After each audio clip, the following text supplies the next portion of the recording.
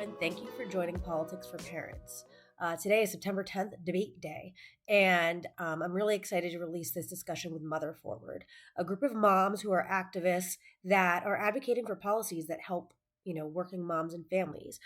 This episode specifically focuses on childcare, the need for affordable childcare. But yesterday, Mother Forward delivered a petition with over 650 signatures to ABC, because they are hosting tonight's debate, asking that they, prioritize a discussion about paid family leave and protections for pregnant workers, because a lot of pregnant women have been having trouble in the workforce or getting fired unfairly. And this is a great organization for parents, working parents, everyone, facing the struggles we all do of working and raising children in today's economy and in our country that really lacks an infrastructure to support us the way we need to and our families. So I hope you enjoy this discussion, and please find a way to take action and get involved if you don't think, our politicians are doing enough to represent us. Thank you. I'm Dr. Stephanie Wilson. I'm a historian, an activist, and the host of the Freedom Over Fascism podcast, where we talk to people who give us insight into the current political moment, inspiration for state and local organizing, and connections with our co-conspirators all across the country. You'll meet rural organizers who focus on electing young and diverse candidates, independent journalists who prioritize democracy over disinformation, and candidates building change at the state and local level. I invite you to join the Freedom Over Fascism community and listen to Freedom Over Fascism wherever you get your podcasts. Thank you so much, folks, for joining Politics for Parents. I'm Nicole Tate, and I'm really excited because I'm here with two awesome moms who are full-time workers and also accomplished activists. So we've got Sarah Ribeiro. Did I get that right? Ribeiro? Yes, and, Ribeiro. Ribeiro and Christina Miller here from Mother Forward.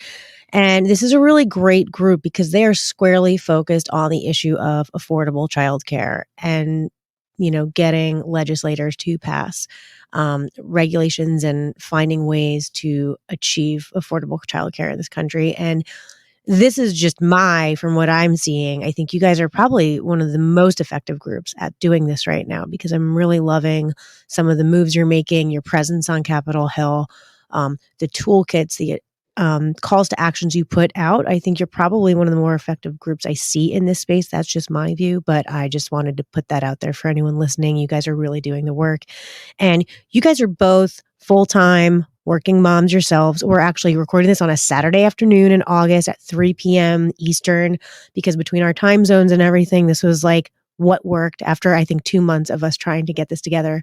So number one, thank you for taking the time to be here. And number two, I think this really just shows your commitment. And I think it's really heartening to see that this is a moment, I think, in our country's history where people look back and say, wow, like women really rallied and made things happen. So typically I'll do like a bio intro of my guests, but for the both of you, I just want to turn it over to each of you to hear about your journey into activism, how you got linked up with Mother Forward, and just like a little bit like, who are you? What are you about? So maybe Sarah, if you want to start, and then Christina, we can hear from you about, kind of your journey here. Yeah, for sure. Well, hi, I'm Sarah. I'm a mom based in Brooklyn, New York.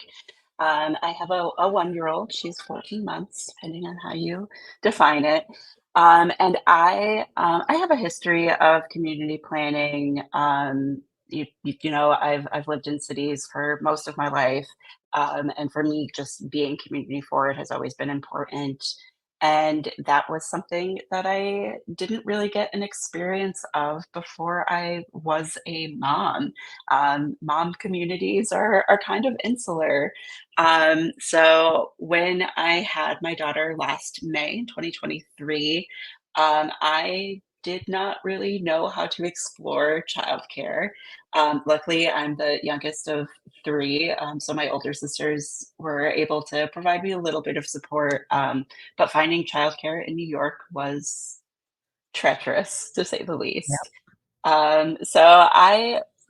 My daughter was probably about 6 months old when I first got an Instagram ad actually from Mother Forward about some of the initiatives that they were doing. And I just went ahead and I signed up for their newsletter. And I got a call from Katie at Mother Forward almost immediately. And she asked me, tell me everything. What is your childcare experience like? At that point, I was still searching. Working from home full time with a 6-month old was a challenge, and I made it work for as long as I did.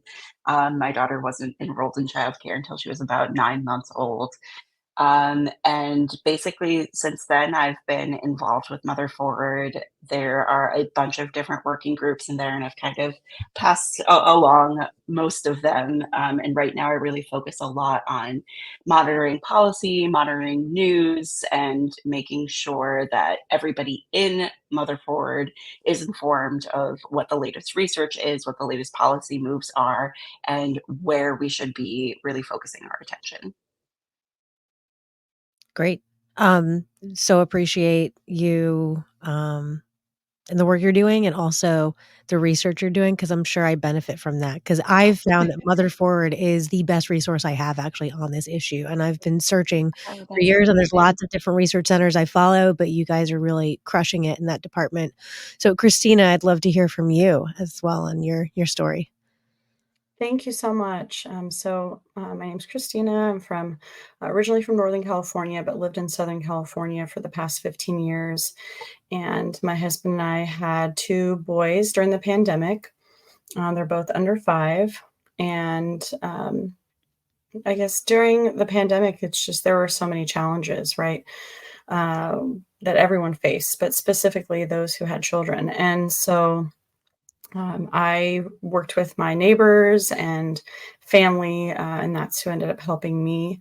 But then once, both of us, my husband and I were working more, and we had the two boys, it was just becoming more difficult. And so, I've been in research since I think 2010. I've been involved in research, and so I'm just naturally I like to read a lot and do research about this type of topic even before I had kids. And so I already kind of knew it was going to be difficult, but I think that with the pandemic, things just I think got worse, with regards to childcare and childcare centers closing, et cetera. So I just happened to come across this article in the Huffington Post. That really inspired me to get involved. At the end of the article, which had discussed a mom who's married, both of them are working, and literally one of them had to end up quitting their job because they just didn't make enough money to pay for childcare for their two boys.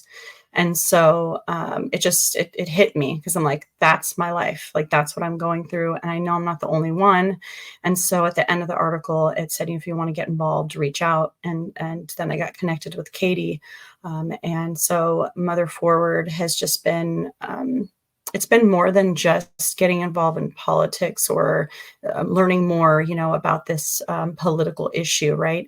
It's like a support group as well. And so, like we've had calls where we have, monthly calls, and then we've had other types of calls, and just talking with other moms, being able to understand what they're going through throughout the country, not just in California but across the country, and being able to connect to people who are going through the same thing, having kids during the pandemic, and then knowing that we do have a voice that's being heard is amazing. Like what we're all talking about here, what we've all mentioned, it's just it kind of gives me the goosebumps to just think about that we have an ability to impact this, for the future, for now, but also for the future parents and children of our country. And I'm just so thankful for Mother Forward and our group, and being able to vent, and also put into action what it is that we want done, and so that these improvements can be made and be long lasting. Yeah, I mean, first I wanna say, I get, I think, like, the urgency now, especially with both of you having younger children. My children, my oldest is 7, my youngest is turning 3 in September, so I had 1 child well before COVID, and then I had a COVID baby, and let me tell you that the childcare experience post-COVID was absolutely, like, earth-shattering for me, as a working mom. Um, it was completely different. The wait lists were so much longer, and the care was so much more, I'd say, I don't know, I mean, it was just frenetic because of the COVID, regulations that were going back. I was working in finance. With both of my children, they were both in daycare full time at like 10, 11 weeks because I had to get back to work. And, post COVID, I was traveling a lot more. I had been promoted, which was great. But that also meant like traveling meant even more help with childcare. And, it just got to a point where I can empathize with you both. I mean, it was really I not only had to secure daycare, there were 2 affordable options in our area that are reputable. He was on those wait lists for more than 2 years before, they finally called me and said, "Oh, we have a spot open up." I'm like, "He's got 6 more months before he starts pre-K. So thanks, but like, oh my God, that's crazy." And not only that, but I also needed, like, if I was traveling, we were trying to figure out like a part-time nanny situation. And because there were such a bottleneck in the daycare sector, not only that, nannies, like, I couldn't hire a part-time nanny that was like, seemed like she would be good. All the good ones were full-time or more. And that is like a salaried employee. I mean, Yes. that's serious dough.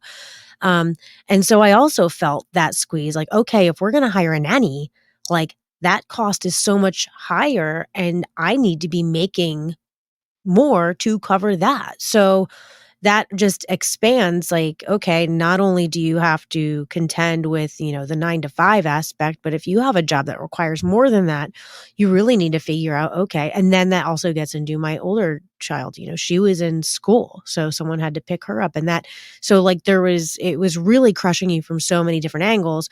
Not only that, it was like, okay, there was COVID exposure, so a room would close, and Yeah. that happened. I had to cancel a business trip because a room closed, and I was like, well, I don't have childcare, so I have to stay home. So yeah, like, you entered this when it was so much more problematic than it had been, back when I had my first in 2017.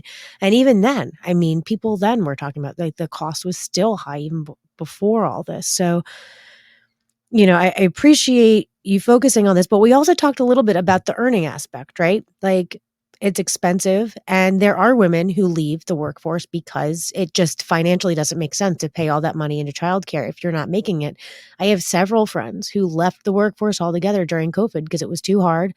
And financially, they were like, it just doesn't even make that much sense anyway. So, you have women leaving the workforce, and then, I've recently taken a little time off just because I wanted to spend time with my kids. And then you think, okay, well, then what does that do to my future earning potential? So you're either in or you're out of the labor market, right? There's really not much flexibility afforded women. And I think that plays a lot into how you guys talk about this policy issue. And I know, there have been a few Senate hearings recently where they did focus on the economic impact of women leaving the workforce because of childcare. So could you guys talk about that a little bit? Because I think that really, is another layer that isn't always spoken about as much as it should be.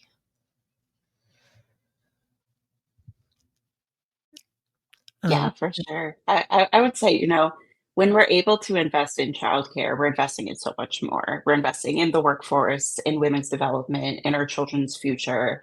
And Mother Forward understands that the childcare crisis touches all of these aspects.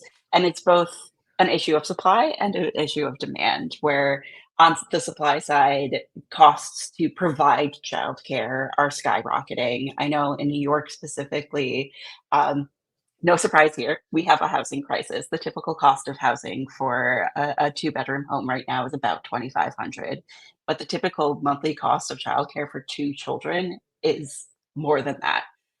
So in New York alone, people are spending more on childcare than they are on housing. And meanwhile, childcare providers can barely afford to operate their businesses because the operating costs are so high. Licensure costs are so high and profit margins are so slim. So we are seeing more and more providers closing programs, closing rooms. And right now, there aren't enough providers to meet the needs of families. So we're seeing those long waiting times of up to 2 years for childcare costs that a lot of families can't even afford. So it's an economic issue, especially for people who are impacted the most by lack of access to affordable care.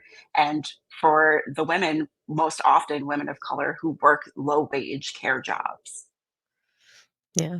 And Christina, I'd love for you to chime in a little bit just on your own experience and just like finding affordable childcare or, friends of yours, like doing that calculation. Like, okay, so much of my income is going to XYZ. Like, at what point does it make sense for one of the parents to just give up work and just stay home and take some time off? Well, that's exactly what I think that's exactly what's ended up happening, right? Like, I can say for myself, I was working part-time, and taking care of my kids because it wasn't an option. I ended up moving to a different area, and there are wait lists, specifically for children younger than 2. It's so difficult. There are so many different regulations, and, it's harder, you have to do certain things to go from, like, a small childcare center to the large childcare center, so there's requirements that those centers have to meet. And so it's a combination of not just like, oh, well, there's wait lists and stuff, and there's a lot of kids being born or whatever, but there's issues that the childcare centers are dealing with as well. So like one woman in particular, I went to check out her small childcare center, daycare center, and she's like, yeah, I can't afford to do this because it would require me to go from like the small to the large is what I was chatting with her about. She's like, well, I'd have to hire somebody and then I have to pay that person. And then I'd have to make sure I met the X amount of, children, groups. So there's like the children under 2, and then there's the children older than 2. Right. And so there's just so many different dynamics. It's not as simple as, we just need more childcare workers. Well, first of all, do they get paid enough, right? But also, like, can they meet these requirements that are, that they have to meet for their licensures and stuff like that.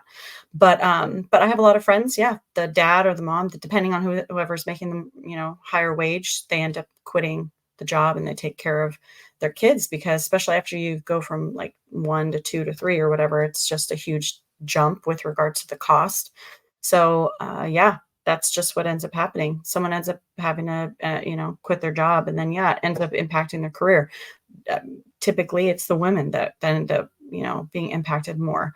And I mean, that's just not. It's not economical. It's not beneficial for not just the family unit, but just the country as a whole. Right? We need more people to be working. So, it's frustrating. But right now I'm actually working 2 jobs.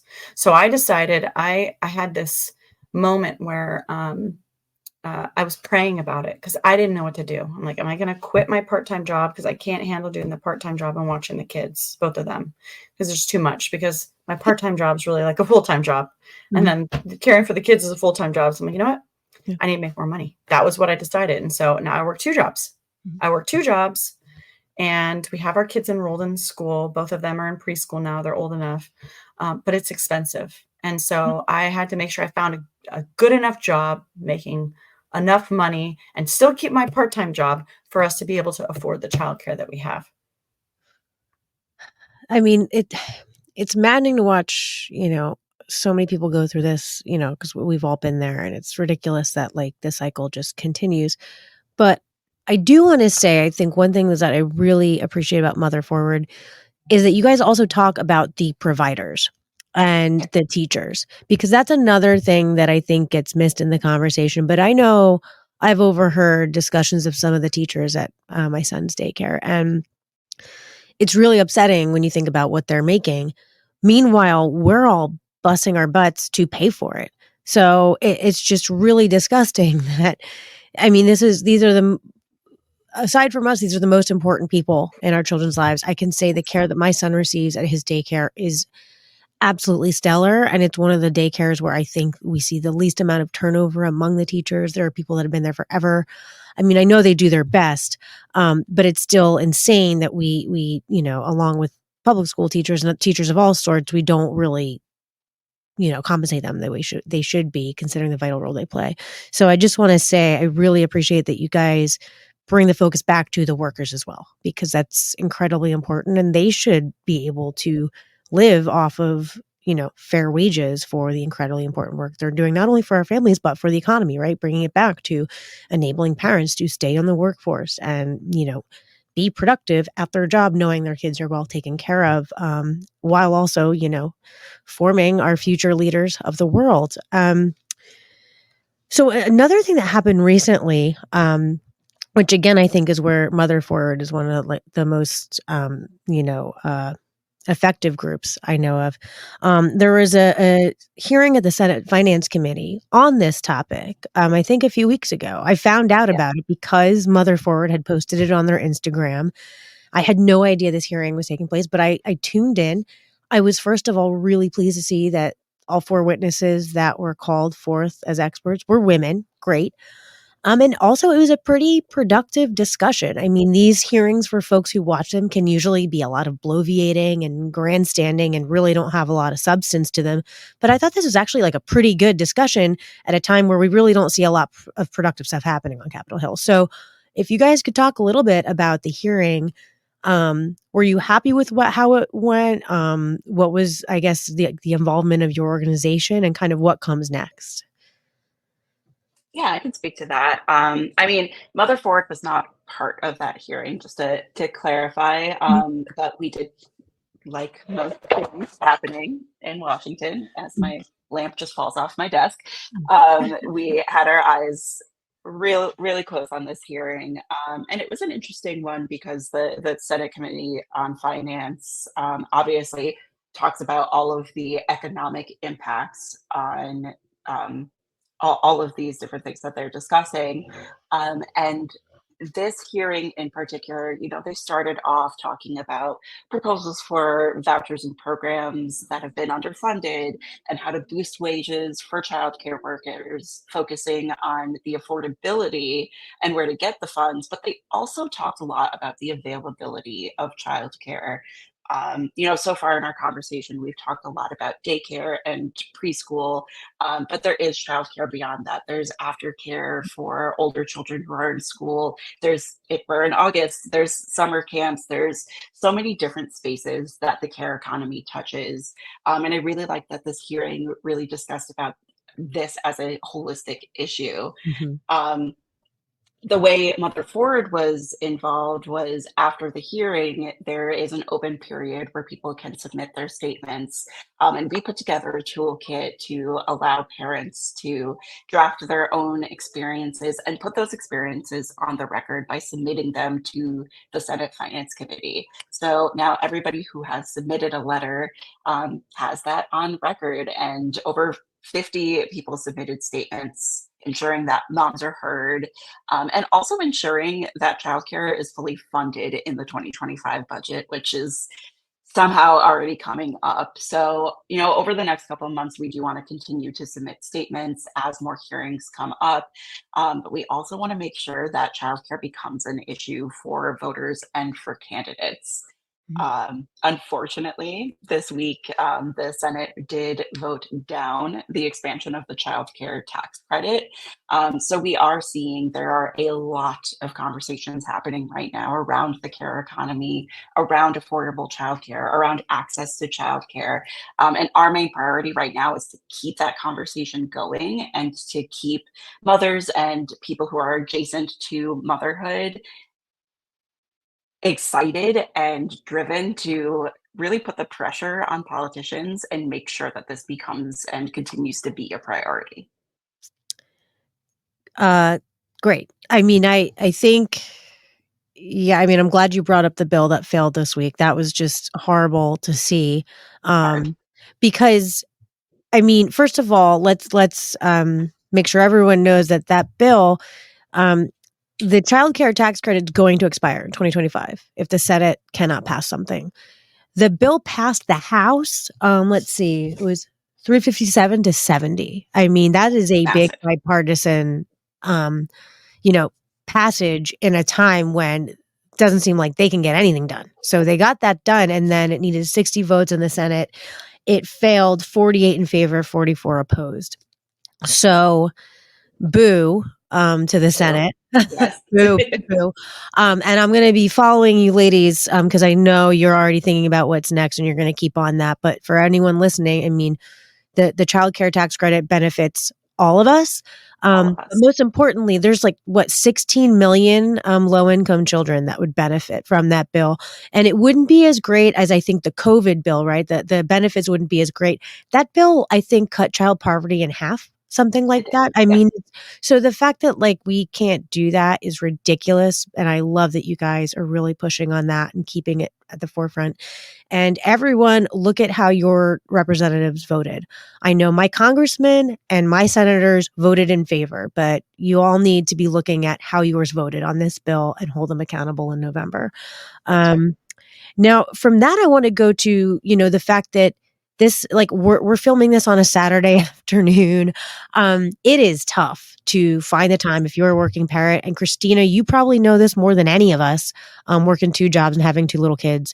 But one of the things that's great about your organization is you focus on ways to like find people where they are, find parents, find moms where they are. And I think that's what like this podcast is about you don't need to quit your job to become a full-time activist. You don't need to quit your job to run for office to make a difference. You can, like, you can find the time, you can find ways. Here's a couple things you can do. So, could you each talk a little bit about some of the events that your local chapters are having that may be at like a park or incorporating kids, or ways you're finding the time to get involved, and you're seeing others make the time to do this despite their busy schedules? Maybe Uh, Christina, if you want to start, and then Sarah. I know you've sure, done some stuff too. sure. Yeah, so, you really have to be strategic in general, right? When you're a mom and working, whether you're married or not, right? Like everybody's got to be strategic with their time, but it's definitely doable, and everyone's very flexible. Our meetings are typically in the evening time after work hours, and so that makes it possible for me to join. My kids are like all of us, all of our kids are typically around and hanging out, and it's not a stuffy experience, right? It's like a very like kind of like a just like a family almost, Yeah. we're just a big family with our kids taking baths or whatever it is that we're doing when we're doing our meetings. And or yeah, we have had different involvements that have taken place at the park, right? Our most recent, I think, town hall was at Parks, Yeah. and that's where we met.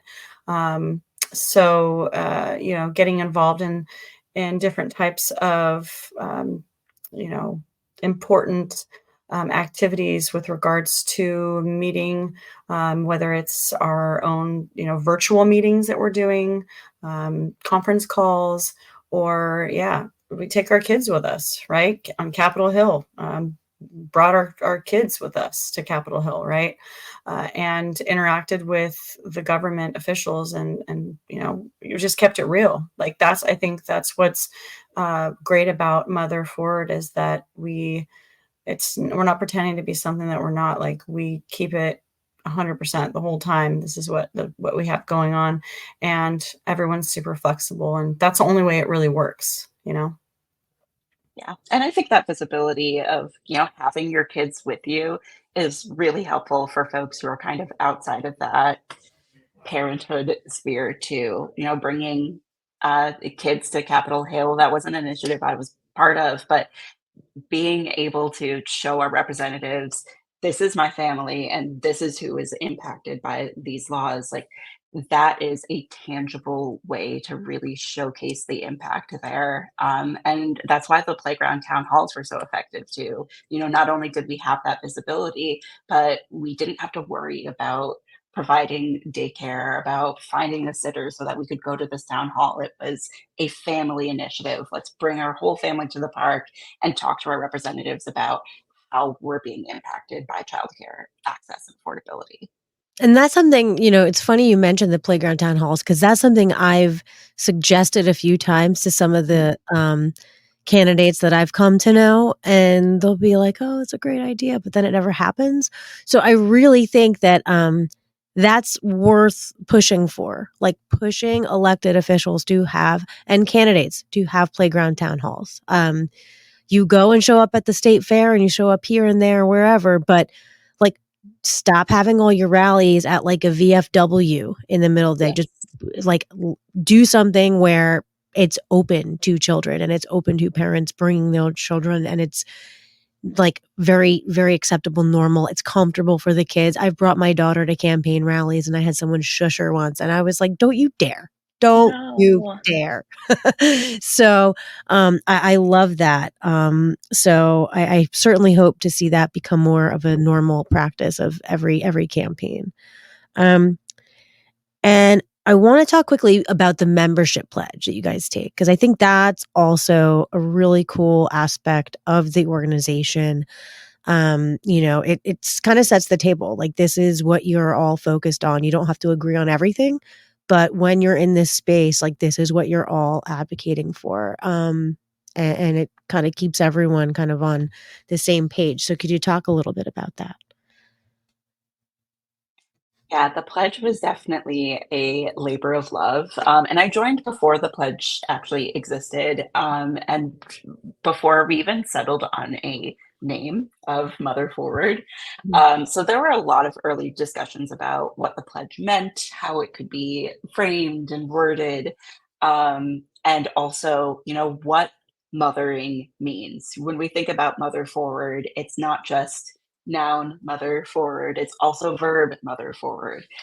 So we of course are moms first, but we have plenty of people in the group who are mother adjacent, people who aren't yet parents, people who would one day like to be parents or just kind of take a parenthood role. So we did want to make sure that we were inclusive in both the noun and the verb aspect, and also talk a lot about how we are mothering the economy, we're mothering each other. We are bringing mothers forward into the spotlight and making sure that they are taken care of within this care economy. So that was a big part about the pledge, which we talked a lot about on our monthly calls. There were a lot of one-off calls between members, to really nail down what that pledge meant. And ultimately, what it comes down to is having a million moms or mother adjacent folks come forward and say, this is critical to the way that our economy works, the way our country works, and the way that we as working parents and working individuals continue to succeed. Great. Christina, do you have anything to add to that or on the pledge or kind of what it means to you? Yeah, like Sarah, I joined before there was a name, before there was a pledge. And I think that, it just kind of helps to solidify Yeah. who's involved, what is our group consisting of? Who are these individuals that are part of our grassroots group, and efforts towards making lasting change. And what I think is cool is it's not just moms, it's grandmothers, it's aunts, it's dads, it's everyone, right? Like Sarah explained it very well. So I think that we need something like that to help people, I think, just remember what it is that we're fighting for. And it's not just myself, but it's our group, and it's the bigger picture of our country. And I think that pledge it helps to solidify that idea and what it is that we're doing together. I mean, I just leave it to moms and women to come up with something like and put so much thought into it. And I feel like with so many projects I work on, there are people. I think a lot of times they're kind of men who tend to rush into things, right? And especially, Christina, you have a research background. Like when you're setting up a research project, it's really important to get the framework right at the front end, right? Like you put in the work at the front end because then everything else becomes so much easier. So if your mission is clearly stated and if you are all aligned and you set the table, like this is why we're here, what we're about going forward, like you are focused. And I think that's why you guys have been able to be so effective. I mean, it's so clear to me that you're you're driven and you're focused and you're really making things happen. And I think, having the pledge and putting that thought in at the front end really, set the organization off on such a great foot. So kudos to you all for having that vision and committing to it in that way. Um, and I'd love to talk about some of the events coming up, how people can get involved if they're interested and if they're in your areas or other chapters. What are some of the ways people can kind of start to dive in if they like what they're hearing? Event-wise, as we're Mm, heading back to school and heading toward election season, we talked about the playground town halls. We're starting to have some discussions on how we can begin to host those again mm, ahead of the election season.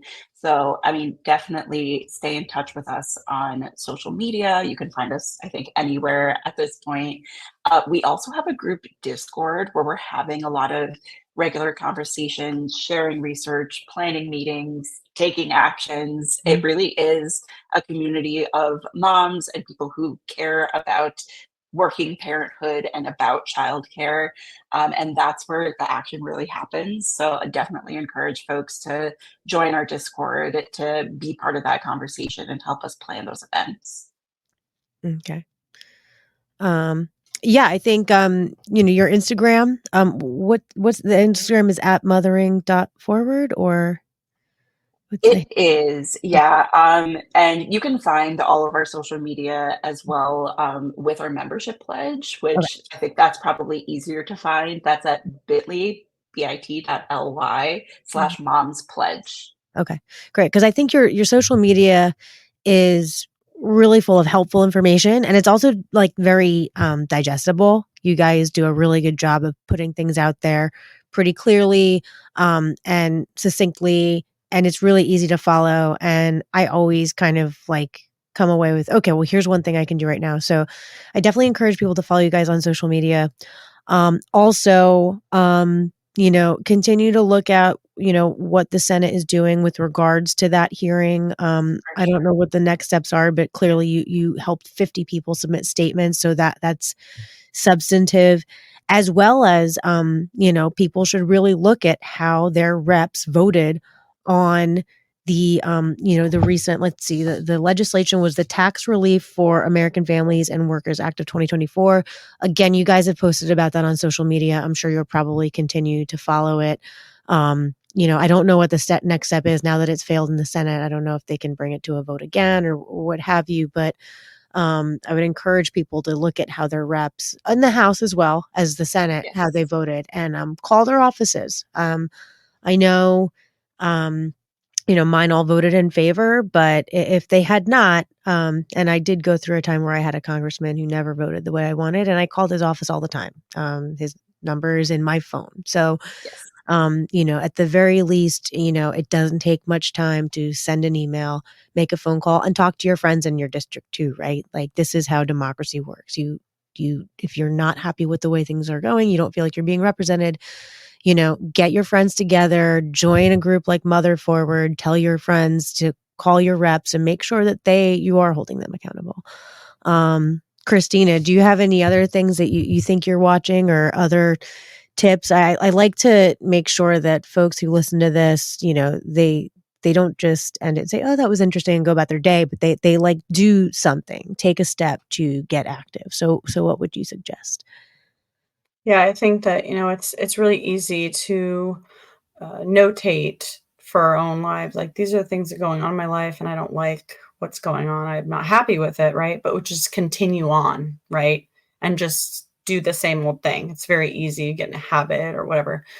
But I think that if we want something to improve, we want anything to change, if we don't get involved, then we really are just contributing to that same cycle. So I just hope that we, both of us, and all of us here, with this discussion inspires people to get involved, whether it's starting small. Join the Facebook, join the Instagram groups, just see what's going on, right? Have conversations with your neighbors. Like I think about 6 neighbors that moved in around the same time as me, and they all have kids around my age.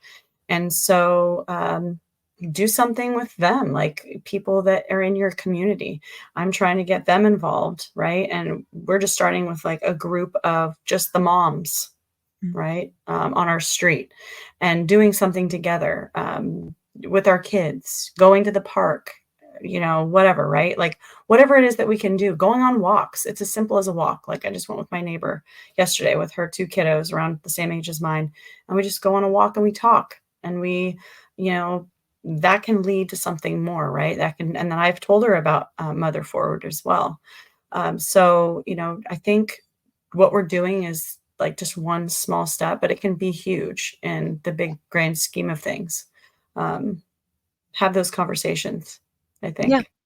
I think, you know what, that's so true. It's about getting, like, off your computer, off your screens, in real life, talking to people. Those of us in the organizing world, talk about relational organizing, but it works. It matters to have those discussions. Um, and that's what democracy is. John Stewart had a great quote recently where he was just talking about, like, democracy is a lunch pail job. It's not like just showing up and voting on election day and forgetting about it. It's day in, day out, doing the work, talking to people, hashing things out, and then showing up and voting, your values.